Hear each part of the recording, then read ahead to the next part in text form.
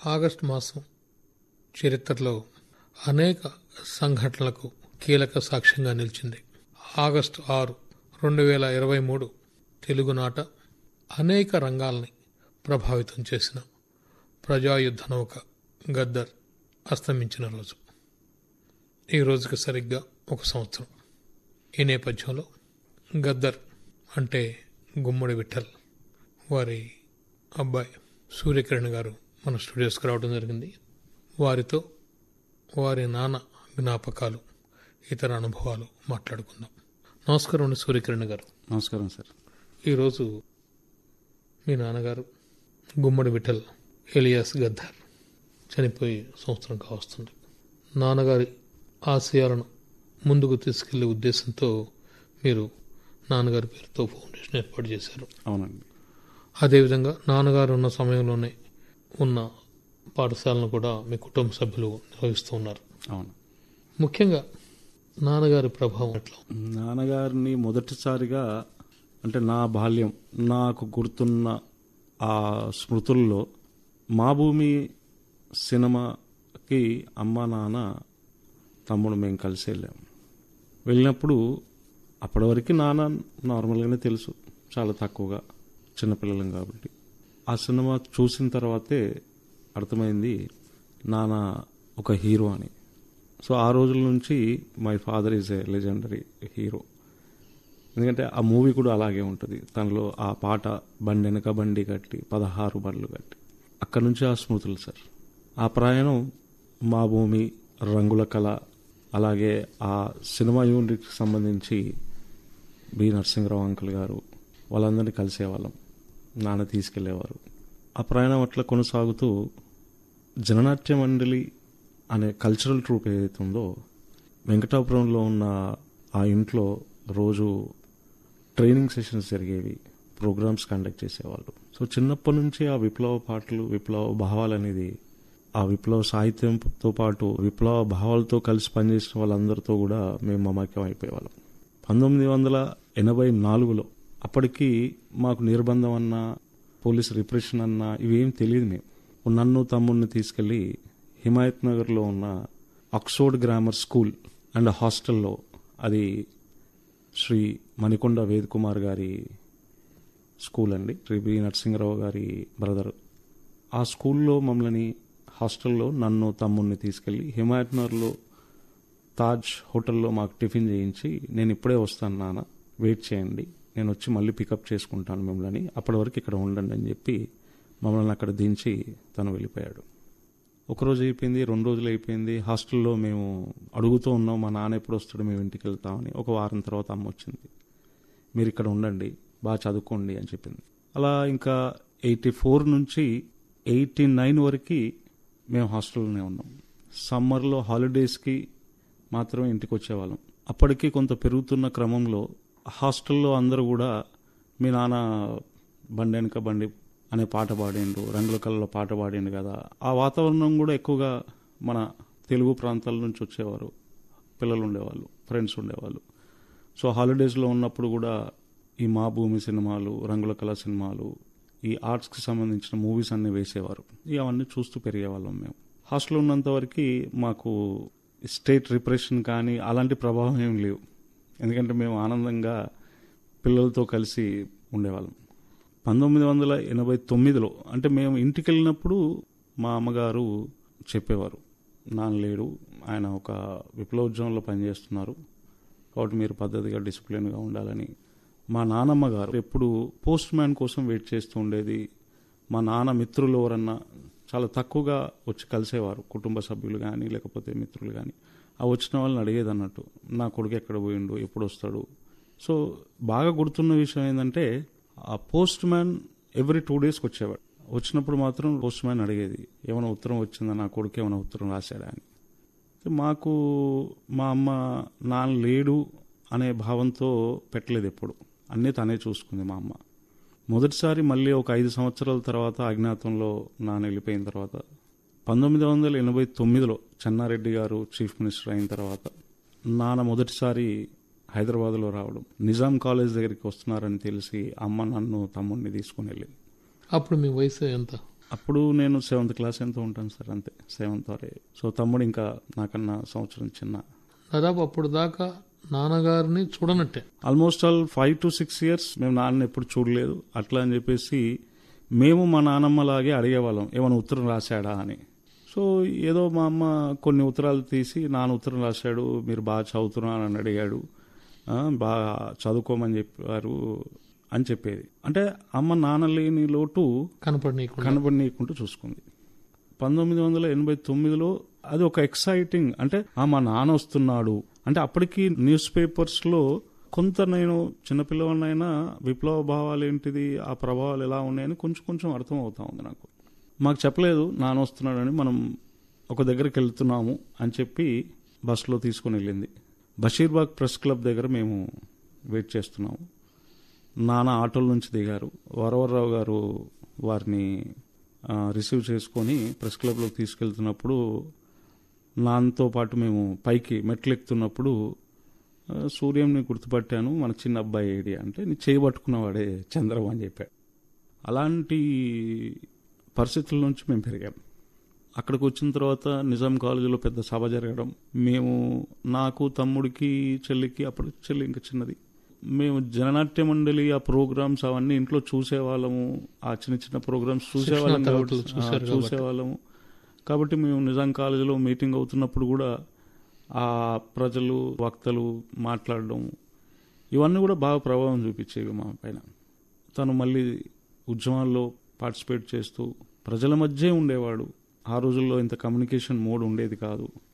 So బస్సులో వెళ్ళడం, ట్రైన్లో వెళ్ళడం, సైకిల్స్ పైన వెళ్ళడం, అలా తిరుగుతూ ప్రజా నిర్మాణం, ప్రజా పోరాటాల్లో జీవితం గడిపాడు. మీతో పిల్లలతో గడిపిన చాలా తక్కువ అంటారు?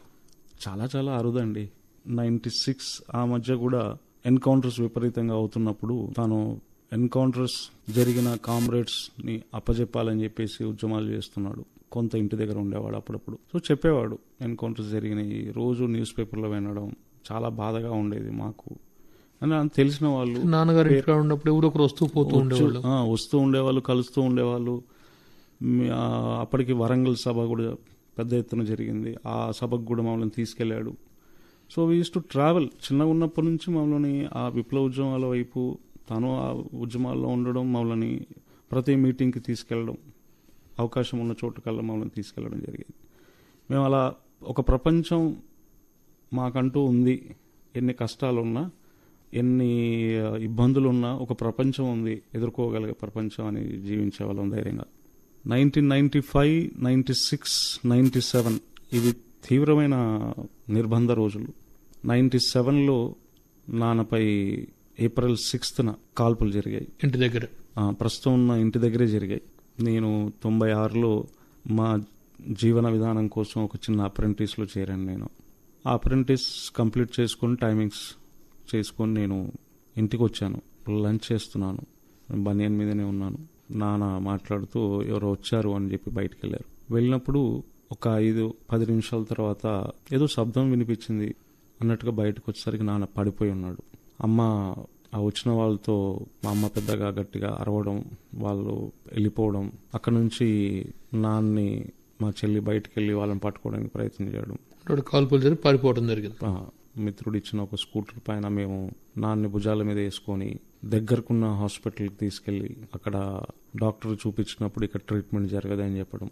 అది మధ్యాహ్నం 3-4 మధ్యాహ్నం ఒకటే ఒక సింగిల్ ఆటో వస్తూ ఉండే, అతన్ని రిక్వెస్ట్ చేసుకొని నాన్ని దాంట్లో పడుకోబెట్టాము. అమ్మ ఒళ్ళో పడుకున్నాడు, నేను ముందు కూర్చున్నాను. అక్కడ నుంచి నాన్ని గాంధీ హాస్పిటల్ తీసుకెళ్ళాము. గాంధీ హాస్పిటల్ తీసుకెళ్లిన తర్వాత నాన్న చెప్పాడు, నాకేం కాదు, మీరు అక్కడికి వెళ్ళంగానే చెప్పండి గద్దర్ అని చెప్పండి, లేకపోతే వాళ్ళు గుర్తుపట్టరు అన్నప్పుడు ఇంకా అక్కడ స్ట్రెచర్ మీద పడుకోబెట్టిన తర్వాత వాళ్ళు మెడిసిన్స్, ఇంజెక్షన్స్ మీరు తెచ్చుకోవాలనుకున్నప్పుడు అమ్మ తన కొంగు బట్టి కూర్చుంది. నాకు కర్చీఫ్ పట్టుకొని కూర్చున్నప్పుడు ఇంక ప్రజలు గుర్తుపట్టి మెడిసిన్స్ స్వచ్ఛందంగా ఇచ్చారు. అక్కడ సాయంత్రం 5-6 గంటల వరకు ప్రజలందరికీ న్యూస్ తెలిసింది.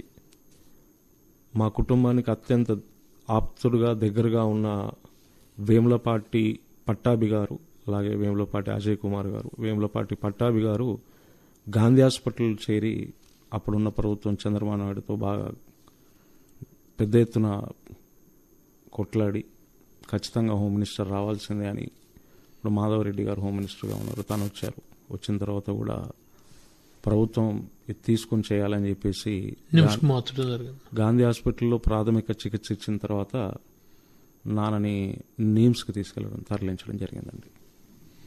అంటే ఇన్ని జ్ఞాపకాలు దాదాపుగా ఇవన్నీ కూడా తడి జ్ఞాపకాలు.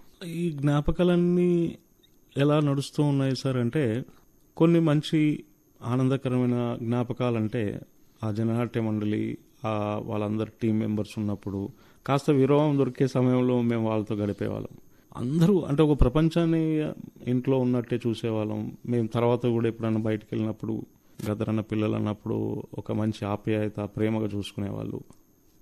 ఆ నడిచే క్రమంలో ఇన్ని సంఘటనలు, అంటే తను ఒక ప్రభావశీలిగా ఉన్నప్పుడు ప్రజలు వచ్చేవాళ్ళు, ప్రజా సంఘాలు వచ్చేవారు, మీడియా వచ్చేవారు, అన్ని వివిధ రాజకీయ పార్టీలు ఆ రోజుల్లో వచ్చి కలిసి తన అభిప్రాయాన్ని తెలుసుకునేవాళ్ళు, ఒక ఆలోచన విధానాన్ని ఎలా ఇంప్లిమెంట్ చేయాలి అని ఆ రోజుల నుంచి కూడా ఆ ప్రభావం ప్రజల మీద, వివిధ రంగాలపైన, అందరిపైన ఉండేది. ఇదంతా ఒక ఎత్తు అయితే సార్, ఖద్దర్ గారు ఇంట్లో ఉన్నప్పుడు ఉన్న కొద్ది సమయంలోనే మీతో ఎట్లా ఉండేవాడు, ఎట్లా మీ మధ్య సంభాషణ జరుగుతూ ఉండే?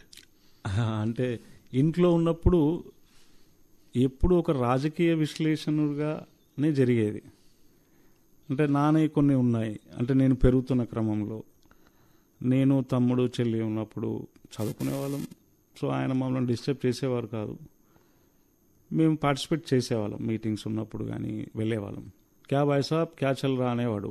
ఆల్మోస్ట్ అలా నా మ్యారేజ్ అయిపోయి పిల్లలు పెద్దగా అయ్యే సమయంకు కూడా మ్యాక్సిమం ఒక హాఫ్ అన్ అవర్ ఎట్లా ఉన్నారు పిల్లలు, బాగున్నారా అంతే, అంతకు మించి ఇంకేం మాట్లాడేది కాదు. సో మేము ఎక్కువ డిస్టర్బ్ చేసేవాళ్ళం కూడా కాదు. తన్ని మాట్లాడే సాహసం కానీ సమయం కానీ ఇచ్చేవాళ్ళు కాదు. ఎక్కువగా ఒక రాజకీయ విశ్లేషణనే తను ఇష్టపడేవాడు. మీకుండా కొద్దిపాటి సంభాషణలు అయినా కూడా ఆ రాజకీయ విశ్లేషణ మీద జరుగుతూ ఉంది. రాజకీయ విశ్లేషణ మీద ఎక్కువ జరిగేది. కుటుంబం కానీ లేకపోతే మిగతా విషయాలు ఎప్పుడు. అంటే మీరు ఎప్పుడు అడగలేదా, నాన్న ఎక్కడికి వెళ్తున్నావు, ఏం చేస్తున్నావు? మొదటి నుంచి ఆ స్పేస్ నాన్న ఇవ్వలేదండి. ఎక్కడికి వెళ్తున్నావు అని అడిగేంత స్పేస్ మా నాన్న మాకు ఇవ్వలేదు. తాను ఉన్నాడు, వెళ్తున్నాడు అంతే. అంటే నాన్న కొంచెం వయసు మీద పడే కొద్దీ, తమ్ముడు 2003 డాక్టర్ చదువుతూ చనిపోయిన తర్వాత ఇంకా అమ్మ ఎక్కువగా దగ్గర ఉండి చూసుకోవడం, నాకు ఎప్పుడని చెప్పినప్పుడు చూసుకునేవాడిని. ఆ తమ్ముడు చనిపోయిన తర్వాత మాత్రం we used to take care of lot. అప్పటి నుంచి నేను ఫైరింగ్ తర్వాత తమ్ముడు చనిపోవడం, ఒక 3-4 ఇయర్స్ గ్యాప్లో 97లో ఫైరింగ్, 2003లో తమ్ముడు డాక్టర్ చదువుతూ, ఈ ఇన్ని ప్రెషర్స్, స్టేట్ ప్రెషర్స్ తట్టుకోలేక తను మెంటల్గా ఇది డిస్టర్బ్ అయిపోయి తను బ్రెయిన్ హ్యామరేజ్తో చనిపోవడం జరిగింది. సో అప్పటి నుంచి ఆ ప్రభావం కూడా నా మీద ఉండింది. సో బాగా కాషియస్గా ఉండేవాని, అడిగేవాని. ఎప్పుడన్నా ఈ మధ్యకాలంలో ఎక్కువగా అడిగాను, నాన్న ఎక్కడికి వెళ్తున్నారు ఏంది అని. లాస్ట్ 10 years మాత్రం I use to wait for my father. అంటే ఎప్పుడు వెళ్ళినా పొద్దున వెళ్ళిపోయాడంటే నైట్ ఎప్పుడో వచ్చేవాడు. నేను నెక్స్ట్ డే న్యూస్లో చూస్తే కానీ నాకు తెలియదు తను ఒక ప్రోగ్రామ్కి వెళ్ళాడు, అక్కడ ప్రోగ్రామ్ చేసి వచ్చాడని తెలియదు. ఎప్పుడో ఒకసారి మాత్రం కోఆర్డినేట్ చేయమనేవాళ్ళు, నేను ఆ ప్రోగ్రామ్కి వెళ్తున్నాను నాన్న ఒకసారి కనుక్కోండి అని. లాస్ట్ 15-18 years నుంచి మాత్రం మీడియా రంగం వాళ్ళతో కోఆర్డినేట్ చేయమని చెప్పేవాడు, వాళ్ళతో కోఆర్డినేట్ చేసేవాడిని. తెలంగాణ ప్రజా ఫ్రంట్కు ముందు శాంతి యాత్రలో నాన్నతో పాటు ప్రయాణం చేశాను. అట్లాగే ప్రభుత్వంతో చర్చలు ఉన్నప్పుడు నాన్న తనతో పాటు తీసుకెళ్లేవాడు. సో తను చూపించేవాడు, నేర్పించేవాడు. ఆ కాస్త సమయం బిగ్ ఈవెంట్స్తో నన్ను పార్టిసిపేట్ చేసేవాడు. కానీ కుటుంబ విషయాలు కానీ మిగతా విషయాలు, ఏ విషయాలు, మా పాప పెద్దగా అయిన తర్వాత మెడిసిన్ చదువుకున్న క్రమంలో మాట్లాడేవాడు నాతో. అంటే ప్రధానంగా వీటితో పాటు జనరల్గా ఒక నిఘా ఉంటుంది, పోలీసు నిఘా. అవునండి. దాని ప్రభావం పిల్లలుగా మీ మీద లేదంటారు. అంటే ఒత్తిడి చివరి రోజు వరకు మా కుటుంబం పైన ఉందండి. దానికి నాన్న చాలా సందర్భాల్లో కూడా చెప్పాడు, డెజర్టెడ్ అయిపోయింది మా కుటుంబం. అంటే అంత తీవ్రమైన నిఘా ఉంటుంది మా పైన. సో ఆ నిఘా కారణంగా కూడా మేము చాలా సంవత్సరాలు చాలా నిగూరంగా బతికేవాళ్ళం. బట్ స్టిల్ తను ఒక స్పేస్ ఓపెన్ చేసేవాడు. అన్ని విషయాల్లో, అటు రాజకీయాలు కానీ, ప్రజలతో కానీ, ఇంట్లో ఏమైనా పండుగలు వచ్చినప్పుడు కానీ. సో ఆ స్పేస్ మాకు క్రియేట్ చేస్తూ వచ్చాడు. ప్రభావం తగ్గించడానికి కూడా పూర్తిగా తను ప్రయత్నం చేస్తూ వచ్చాడు. కానీ ఆ ప్రభావం తగ్గలేదండి. ఈ తర్వాత మలిదశ తెలంగాణ ఉద్యమంలో సార్ నాన్నగారు దాదాపు ఒక కీలకమైన పాత్ర పోషించారు. అవును. దానికి ముందు మనం శాంతి యాత్ర అనేది ఒకటి తీసుకున్నాడు. ఆ శాంతి యాత్రలో భాగంగా నేను నాన్నతో కలిసి ప్రయాణం చేశాను కొన్ని రోజులు. ఆ శాంతి యాత్ర తర్వాత అనేక మార్పులు, అనేక సంఘాలు అన్నీ కలిసిన తర్వాత దాంట్లో భాగంగా తను ప్రయాణం చేస్తూనే ఉన్నాడు. ఉద్యమాలు చేస్తున్నాడు, పాటలు, కల్చరల్ టీమ్స్ని ఎంకరేజ్ చేస్తూ వెళ్తూ ఉన్నాడు. తెలంగాణ ప్రజా ఫ్రంట్ అని పెట్టిన తర్వాత మొదటి దశలో మేము కీలకంగా కలిసి పనిచేసాం. కీలకంగా పనిచేస్తున్న క్రమంలోనే అసలు ఆ తెలంగాణ ప్రజా ఫ్రంట్ అనేదానికి ఒక రూపం ఉండాలి. సో అది పొలిటికల్ పార్టీ కాదు. కానీ మీరు తెలంగాణ ప్రజా ఫ్రంట్ అని పెట్టుకున్న తర్వాత ఎప్పుడు ప్రజల దగ్గరికి వెళ్ళినప్పుడల్లా ఏ జెండా కనబడతా ఉంది? ఇది పొలిటికలైజ్ అయిపోయిన తర్వాత తెలంగాణ అంటేనే ప్రజాస్వామిక ఉద్యమం, తెలంగాణ అంటేనే సామాజిక తెలంగాణ కోసం అని చెప్పి ఆ రోజుల్లో చాలా డిస్కషన్స్ జరిగాయి. దూరంగా ఉండేవాని నాన్న ముందే చెప్పేవాడు, you are a participant now, you are not speaker nor into the forefront. నువ్వు పార్టిసిపెంట్గా ఉండు, అబ్జర్వేషన్స్ చేయి, ప్రజలు ఏమనుకుంటున్నారు అనేది ఒక భావాల్ని తెలుసుకో, మన ఇద్దరం కూర్చున్నప్పుడు చర్చించాలి అనేవాడు. సో అట్లా నేను నాకు సమయం ఉన్నప్పుడల్లా నేను మీటింగ్స్కి వెళ్ళేవాడిని. మామూలుగా సామాన్యమైన ప్రజలు ఎలా ఉంటారో వెళ్ళి అలా కూర్చునేవాడిని. ఎక్కువగా నిఘా ఉంటుంది కాబట్టి నువ్వు ప్రజల్లో కామన్ మ్యాన్గా ఉండు అని చెప్పేవాడు. సో అలాగే కంటిన్యూ చేస్తూ వచ్చాను. ఈ కంటిన్యూ చేస్తున్న క్రమంలో నా ఉద్యోగం, నేను నా బాధ్యతలు ఇవి నిర్వహిస్తూ తనకు ప్రజలతో ఆ భావాలు ఎలా ఉన్నాయి, ఏమనుకుంటున్నారు ప్రజలు అనేది కొంత నేను డేటా, నేను నా మిత్రులు కలిసి రెగ్యులర్గా రీసెర్చ్ చేస్తూ తనకు చెప్పేవాళ్ళమండి. సో ఈ మళ్ళీ దశ తెలంగాణ ఉద్యమంలో తను తీసుకొచ్చిన అనేక కార్యక్రమాలు, అంటే ప్రజలు ఒక సాంగ్, ఒక కల్చరల్ రూపంలో చూస్తున్నారు, కానీ తను చాలా ఎంతో పొలిటికల్ టర్నింగ్ పాయింట్స్ అన్నిట్లో తను ఒక కీలకమైన పాత్ర పోషించడనేది నాకున్న అనుభవం తనతో కలిసి పనిచేసిన సమయంలో. అంటే ముఖ్యంగా ఇవాళ రాష్ట్ర ప్రభుత్వం మీ నాన్నగారి పేరు మీద సినిమా అవార్డులు లేదా అవార్డులు పెట్టాలని నిర్ణయించింది. దాని గురించి సలహాలు, సూచనలు తీసుకోవటం. ఇక నిన్న మొన్న కూడా ముఖ్యమంత్రి గారు సినిమా రంగం నుంచి అడిగి ఉండారు. నాన్నగారి పేరు మీద అవార్డులు పెట్టాలని మీరేమనుకుంటున్నారు? నాన్నగారు ఏదైతే కేవలం తెలంగాణ కోసమే కాదు, భారతదేశంలో, ప్రపంచ దేశంలో ఉన్న పీడిత ప్రజల కోసం తన జీవితాన్ని, తన గళాన్ని, తన సాహిత్యాన్ని, సాహిత్యం కేవలం పాటగానే చూసిన వాళ్ళకు అది ఒక కళాకారుడుగా, కవిగా, ఒక వాగ్గేయకారుడుగా కనపడతాడు. నేను, మా మిత్రులు కానీ, నేను సమాజంలో చూసినప్పుడు అదొక ప్రభావవంతంగా ఒక 6 జనరేషన్స్ని ఇన్స్పైర్ చేసిన ఒక సైంటిఫిక్ ఫిలాసఫర్ ఆయన. దాన్ని ఒక కల్చరల్ రూపంలో, ఒక సాహిత్య రూపంలో ప్రజలకు అందించాడు. ఆ అందించిన క్రమంలో కాంగ్రెస్ గవర్నమెంట్ వచ్చిన తర్వాత మొన్న 31 జనవరికి తన జయంతి రోజు శ్రీ రేవంత్ రెడ్డి గారు అనౌన్స్ చేయడం జరిగింది, తెలుగు ఫిలిం ఇండస్ట్రీకి సంబంధించిన నంది అవార్డులని గద్దర్ అవార్డులుగా ప్రకటిస్తున్నామని. కుటుంబ సభ్యులుగా మేము ఆ రోజే వారికి కృతజ్ఞతలు తెలియజేశాము. సమాజంలో ఇది ఒక చర్చగా ఈరోజు నడుస్తూ ఉంది, పెట్టాలా వద్దా అనేది. ఒక మార్పు కోరుకునే వాళ్ళు ఈ అవార్డుల ద్వారా ప్రజలకి అలాంటి ప్రభావాన్ని రేపటి రోజు ఫిలిం ఇండస్ట్రీ కానీ ఆ కోణంలో నుంచి రావాలనే ఉద్దేశంతో, లేకపోతే ఒక మంచి సమాజం ఏర్పడాలి అనే ఉద్దేశంతో పెట్టిండొచ్చు అని నేను అనుకుంటున్నానండి. ముఖ్యంగా మీరు నాన్నగారి పేరుతో గదర్ ఫౌండేషన్ ఏర్పాటు చేశారు, నిర్వహిస్తున్నారు కదా, ఆ లక్ష్యం ఏమిటి? ఏమేం చేస్తున్నారు? ఎటువంటి కార్యక్రమాలు చేస్తున్నారు, చేయబోతున్నారు? గద్దర్ ఫౌండేషన్ జయంతి రోజు ప్రకటించడం జరిగింది. ముఖ్యంగా నాన్న కేవలం ఒక ఉద్యమాలే చేశారు, తర్వాత ఒక గళాన్ని ప్రజల కోసం తను నిరంతరం పనిచేశాడు. కానీ తను ఇంకొక సెక్టర్ ఆఫ్ లైఫ్ ఉంది. ఒక అంబేద్కర్ విద్యానికేతన్ స్కూల్ ట్రస్ట్ స్థాపించారు. ఆ ట్రస్ట్కి శ్రీ రామచంద్రరావు గారు, నరసింహరావు గారు ఫాదరు కొంత భూమిని విరాళంగా ఇచ్చారు. ఆ భూమిలో ఒక స్కూల్ని స్థాపించి దాదాపు 10 నుంచి 12,000 మంది పిల్లలకి అక్కడ విద్యను అందించారు. మ్యాక్సిమం ఉచితంగా ఉంటుంది, కొంత కట్టుకొని చదువుకునే వాళ్ళకి ఆ మెసులుబాటు ఉంటుంది. ఆ ఎడ్యుకేషన్తో పాటు నాన్న తీసుకున్న చదువు, విద్య, వైద్యం తన మిత్రులందరికీ, తెలిసిన వాళ్ళకి, తెలియని వాళ్ళకి ఎవరు వచ్చినా కూడా వైద్యం పట్ల తనకి ఒక అవగాహన ఉంది. ఈ విద్య, వైద్యం ఈ 2 సెక్టర్స్తో పాటు నాన్న అనేక కార్యక్రమాలు తీసుకున్నారు తెలంగాణ ఉద్యమంలో. సాగునీరు మీద మీరు తన సాహిత్యం చూసినప్పుడు నీళ్ళ గురించి, అగ్రికల్చర్ గురించి, చదువు గురించి, విద్యార్థుల గురించి, మానసిక ఉల్లాసం గురించి ఇవన్నిటి కూడా బిట్స్లో చూసినప్పుడు ఏదైతే సేవారంగం ఉందో ఆ సేవారంగాన్ని ఎంచుకొని గద్దర్ ఫౌండేషన్ ముందుకెళ్తూ ఉంటుంది. మా గద్దర్ ఫౌండేషన్ సంస్థ ఏర్పడి ఒక 3 నెలలు అవుతా ఉంది. చైర్పర్సన్గా శాంతా సిన్హా గారు ఉన్నారు, పద్మశ్రీ శాంతా సిన్హా గారు. ఫౌండర్ సెక్రటరీగా మేము, ఇంకా మిగతా సభ్యులు ఉన్నారు. ఎక్కువగా మేము గ్రామీణ ప్రాంతంలో చదువు, వైద్యం ఎంత మనం వీలైనంత వరకు వాళ్ళకు ప్రభావితం అంటే టెక్నికల్గా ఎడ్యుకేషను వీటిపైన కోర్సెస్ కండక్ట్ చేయడం, అలాంటి రంగంలో తీర్చిదిద్దడంలో మొదటి ప్రాధాన్యతగా పెట్టుకున్నాం. దాంతోపాటు నాన్న జీవితంలో తనతో కలిసి పనిచేసిన తన సాహిత్యము, తన జీవిత చరిత్రని ప్రజలకు మళ్ళీ తిరిగి అందించాలనే ఒక ప్రోగ్రాం కూడా పెట్టుకున్నామండి. అంటే నాన్న సొంత ఊరు, పుట్టిన ఊరు, దాని మీద ప్రత్యేకంగా ఉంది. నాన్న సొంత ఊరు తూప్రాన్లో 10th చదివిన తర్వాత తను వచ్చేసాడు హైదరాబాద్. ఇంకా మళ్ళీ తిరిగి ఊరికి వెళ్ళలేదు. నాన్న బయటకు వచ్చినాక అంటే నాన్న అజ్ఞాతంతో వచ్చిన తర్వాత కూడా అమ్మని కలవలేదు మా నాయనమ్మని. ఓ సంవత్సరం తర్వాత ఇప్పుడు వెళ్ళి కలిశాడు. అప్పటికి తను కూలి పని చేసుకుంటూ ఇంటి దగ్గర ఉండేది.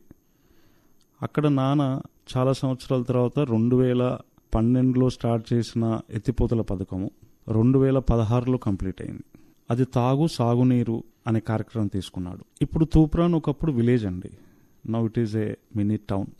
ఆ టౌన్లో మేము వెళ్ళి చూసినప్పుడు అక్కడ అన్ని వసతులు ఉన్నాయి, కానీ పేదలకు విద్య, వైద్యం అనే దగ్గరనే మనకు తెలంగాణ రాష్ట్రం కానీ ఆంధ్రప్రదేశ్ కానీ అక్కడ కొరవడుతూ ఉంది. ఆ రంగం పైన మేము ఎక్కువగా ఫోకస్ చేసి ప్రజలకు ఫౌండేషన్ ద్వారా ఈ 2 సెక్టర్స్లో ఎక్కువగా పనిచేయాలని నిర్ణయించుకున్నామండి. ప్రభుత్వ సహకారం కూడా తీసుకుంటాము. అట్లాగే ఫ్యామిలీ మెంబర్స్తో పాటు నాన్న మిత్రులు, ప్రభావితులైన యంగ్ జనరేషన్స్ కూడా కలిపి తీసుకెళ్లాలని అనుకుంటున్నామండి. ముఖ్యంగా నాన్నగారు ఉన్నప్పుడే ఏర్పాటు చేసిన స్కూలు, పాఠశాల, దాని నిర్వహణ ఎట్లా ఉందంటారు? దాని మీద కూడా దృష్టి పెడుతున్నారు. నాన్న స్థాపించిన అంబేద్కర్ విద్యానికేతన్ ట్రస్ట్ బాడీ సపరేట్గా ఉందండి. ఆ రంగంకు సంబంధించి మా చెల్లి వెన్నెల చూస్తూ ఉన్నారు. సో ఈ 2 బాడీస్ 2 డిఫరెంట్ ఐడెంటిటీస్. ఎందుకంటే వాటికి నాన్న స్థాపించి అంబేద్కర్ విద్యానికేతన్ అని ట్రస్ట్ పెట్టారు. అంబేద్కర్ విద్యానికేతన్ అనేది తన కోరికగా పెట్టుకున్నాడు. గద్దర్ ఫౌండేషన్ అనేది ఇదో సపరేట్ ఎంటిటీగా పద్మశ్రీ శాంతా సిన్హా గారు, మేము అందరం ఉండి ఈ సెక్టర్కి సంబంధించి డిఫరెంట్గా మళ్ళీ సేవా కార్యక్రమం కలిసి పనిచేస్తాం. అంటే నాన్నగారు చనిపోయి ఈ రోజుకి సంవత్సరం.